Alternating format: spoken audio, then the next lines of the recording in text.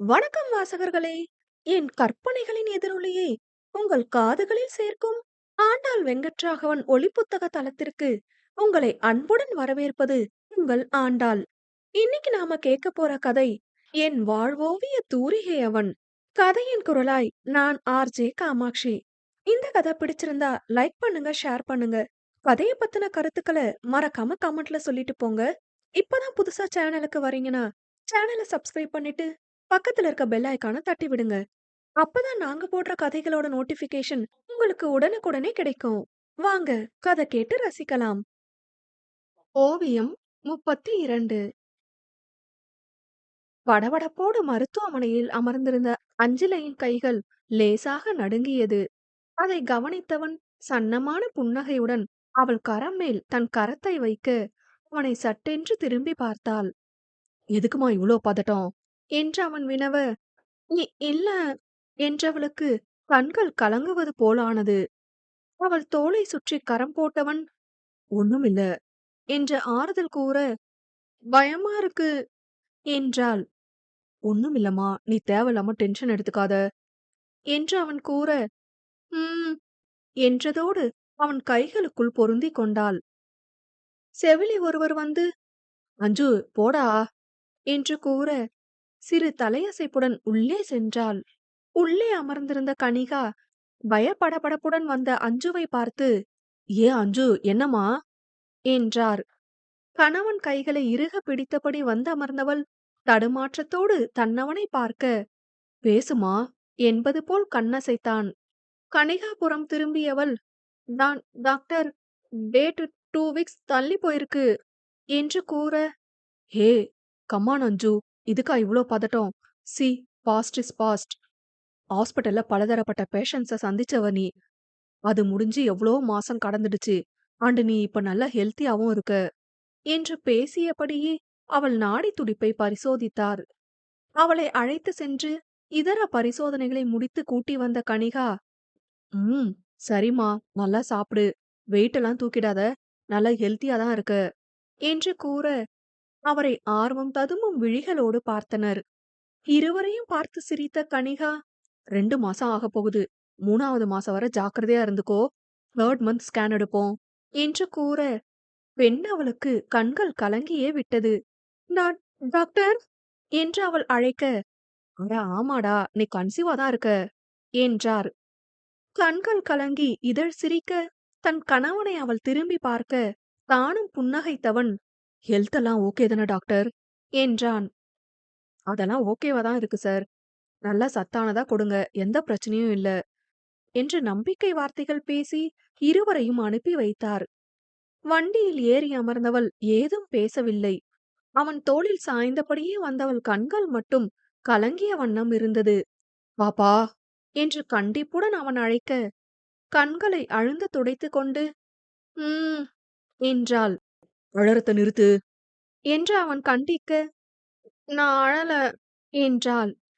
அப்புறம் என் சட்டையில கொட்டுறது என்ன, மழை தண்ணியா என்று அவன் வினவ, அப்போ உங்க சட்டை நனையறது தான் இப்ப உங்களுக்கு பிரச்சனையா என்றாள். அதில் சிரித்துக் கொண்டவன், ம் இப்படி கோபப்படு, உன்னை ஈஸியா சரி பண்ணிடுவேன், அழுதாதான் எனக்கு போராட்டம் என்று கூற, அதென்ன, கோவப்பட்டா ஓகேவா என்று வினவினாள். வீட்டிற்குள் வண்டியை நிறுத்தியவன் அவள் இறங்கியதும் அவளை திரும்பி பார்த்து, ஈஸிதான் என்று கூற முசுமுசுவென கோபம் கொண்டு நகர்ந்தாள். அவள் கரம் பற்றி நிறுத்தி தன்புறம் இழுத்தவன் பச்சென கன்னத்தில் ஒரு இச்சு வைத்திட அதிர்ந்து விழித்தவள் சுற்றி முற்றி பார்த்தாள். யாரும் இல்ல என்று அவன் கூற வெட்கத்தோடு தலைகுனிந்தவள் முகம் மியாவென ஆனது. ஏய் என்னங்க என்று அவள் சினுங்கலாக அழைக்க, எப்படி உன்னை அடக்கணும் பாத்தியா என்றான். அதில் போங்க என்று நகர போனவள் இடைப்பற்றி நிறுத்தியவன், ஒத்துக்கோ விடுறேன் என்று கூற, ம்ஹும் என்றாள். என்னங்கடா நடக்குதுங்க என்று பின்னே கோரஸாக இரு குரல் கேட்க சட்டென திரும்பியவள் வருண் மற்றும் சாய் நிற்பதைக் கண்டு மேலும் விழிகளை விரித்தாள். அஞ்சிலை சட்டென அவன் கையை நகர்த்த முயற்சிக்க, அவனோ, ஏன் பொண்டாட்டிய நான் புடிச்சிருக்கேன், உங்களுக்கு என்னடா கரடீஸ் என்று அவளை தன்னை நோக்கி மேலும் சேர்த்து கொண்டான்.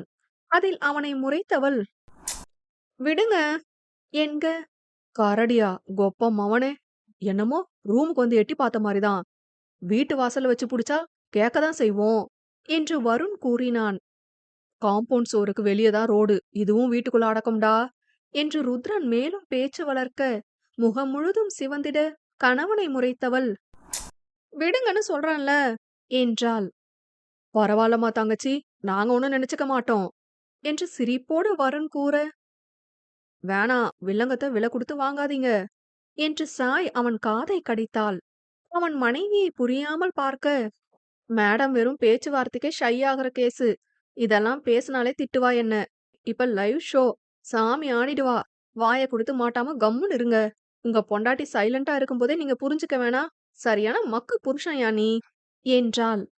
அங்கு ருத்ரனை முறைத்த அஞ்சு, "விடுங்க, அவங்க பாக்குறாங்க. எனக்கு ஒரு மாரி இருக்கு" என்று கூற, அவனுக்கு சிரிப்பாக வந்தது. என்று அவன் கையை எடுக்க போராடியவள், "விடுங்கன்னு சொல்றேன்ல" என்று கண்டிப்பாக கேட்க, சிரிப்போடு கையை எடுத்தவன், "பொழச்சு போ" என்றான். அவள் கண்கள் சிவந்து கிட்டத்தட்ட கலங்கிவிட துடிக்கவே, விருட்டென்று உள்ளே சென்றாள். வருண் வாய்விட்டு சிரிக்க, சாய் அவ்வளவு நேரம் கடினப்பட்டு அடக்கிய சிரிப்பை திறந்து விட்டாள். கண்டிப்பான முகத்துடன் வெளியே வந்த மகா, "டேய், என்னடா பண்ண? எதுக்கு அவ அழுதுட்டே போறா?" என்று வினவ, மூவரும் திரு திருவென விழித்தனர். வருண் சட்டென, "அழுறாளா?" என்றபடி சாயை பார்க்க, "அவ அழலாம் மாட்டாளே, நான் அண்ணாக்கு 2 குடுப்பான்னு நினைச்சேன்" என்று கணவன் காதை கடித்தாள். இங்கு ருத்ரன் தாயிடம் நடந்த சில்மிஷங்களை எப்படி கூறுவதென புரியாது, "ஆ, அம்மா" என்க, "என்னடா பண்ண?" என்றார்.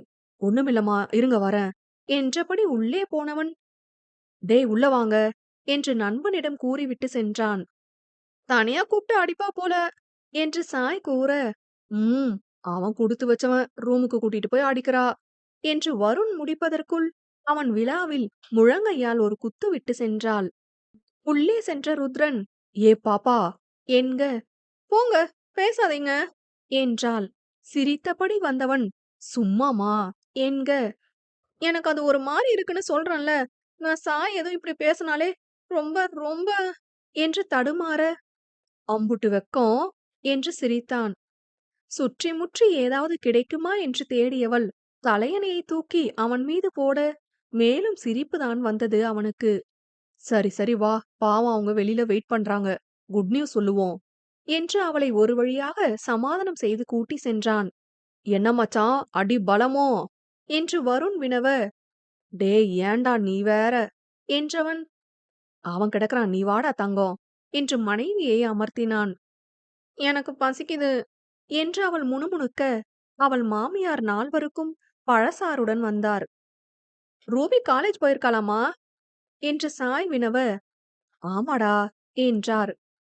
பழசாற்றை குடிக்க சாய் பெரும்பாடு பட்டுக் கொண்டிருக்க, அஞ்சு சென்று இன்னொரு கோப்பை நிறைய சாறை எடுத்து வந்து 2ஆம் ரவுண்டை முடித்தாள். "வேற ஏதாச்சும்?" என்று ருத்ரன் அவளை பார்த்து வினவ, "பசி அடங்கல, ஆனா கொஞ்ச நேரம் ஆகட்டும்" என்றாள். இவர்களை மூவரும் புரியாமல் பார்க்க, "அது ஒண்ணும் இல்லம்மா, உள்ள ஜூனியர் வேற இருக்கறதால இப்பலாம் இவளுக்கு ரொம்ப பசிக்குது" என்று சர்வசாதாரணமாக கூறுவது போல் கூறினான். "என்னது?" என்று சாய் இன்ப அதிர்ச்சியில் வினவ, அஞ்சு புன்னகையுடன் தலையசைத்தாள். "ஏ கேர்ள், அதான் வீச்சு வீச்சுன்னு அழுதுட்டு போனியா? எத்தன மாசம்?" என்று வினவ, "2ஆக போகுது" என்றாள். "எப்படா பாத்த?" என்று மகா வினவ, "காலையில கோயில் போயிட்டு ஹாஸ்பிடல் போயிட்டு தான் வந்தோம் அத்த" என்றாள். ருத்ரனை அவர் பார்க்க, கண்களை மூடி திறந்தவன், "ஹெல்த்தியா இருக்காமா, ஒன்னும் பிரச்சனை இல்ல" என்று கூறினான். "நல்லா சாப்பிடு அஞ்சு, நிறைய ஹெல்த்தி ஃபுட்ஸ் எடுத்துக்கோ" என்று வருண் ஒரு மருத்துவனாகவும் அண்ணனாகவும் கூற, புன்னகையுடன் சரி என்று தலையசைத்தாள். முதல் முறை கர்ப்பம் தரித்த சமயம் அவளுக்கு சாப்பிடவே முடியாதபடி வாந்தி படுத்தியது. ஆனால் இம்முறை வாந்தியின்றி அவள் நன்கு பசியெடுத்து உண்ண, அவள் மாமியாரும் வாய்க்கு ருசியாக பலவும் சமைத்து கொடுத்தார். அவள் அம்மா அப்பாவிடம் மட்டும் கூறிக்கொள்ளும்படி கூறிய மகா, மற்றவர்களிடம் 3ஆம் மாதத்திற்கு மேல் கூறிக்கொள்ளலாம் என்று சொல்ல, ருத்ரன் மறுத்து பேசியும் அவர் கேட்கவில்லை. சரி, அவர் நம்பிக்கையை கெடுப்பானேன் என்று அவனும் விட்டுவிட, வார இறுதி அஞ்சு வீட்டுக்கு சென்றனர். முன்னமே அவர்கள் வருகை தெரிந்த காயு வகை வகையான பலதும் சமைத்து வைத்திருக்க, வந்தது மறந்த நிலையில் அஞ்சு ஒரு வெளுத்துக் கொண்டிருந்தாள். பொறுமையா சாப்பிட அஞ்சு என்றபடி அவளுக்கு நீர் கொடுத்த அர்ஜுன், அப்புறம் மாமா, நம்ம ஹோட்டலுக்கு தான் போகணும் போல என்று வினவ, சிரித்தபடி, கண்ணு வைக்காதடா என்று வாயில் விரல் வைத்தான். என்ன மாமா, எங்க அக்கா கிட்ட எதுவும் வாங்கி கட்டிக்கிட்டீங்களா? சப்போர்ட் பலமா இருக்கு என்று வினவ, பாவம்டா பசிக்கும்ல என்றான்.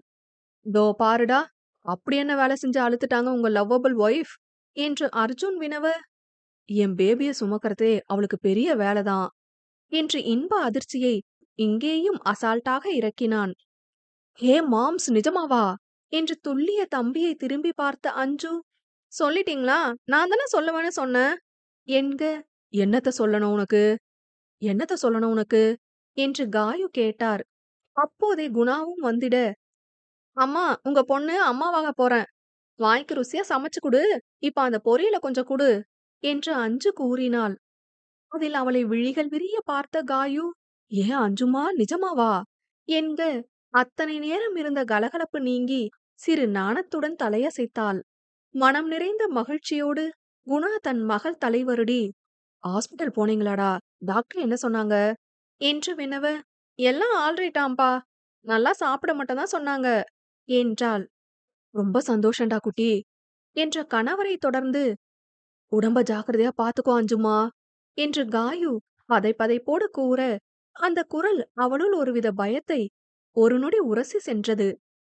உம்மா என்றவள் கணவனை நோக்க, சன்னமான புன்னகையுடன் கண்களை மூடி திறந்தான். அதற்கு பிறகான தருணங்கள் யாவும் கலகலப்போடு செல்ல, மிகுந்த சந்தோஷத்தோடு வீடு திரும்பினர்.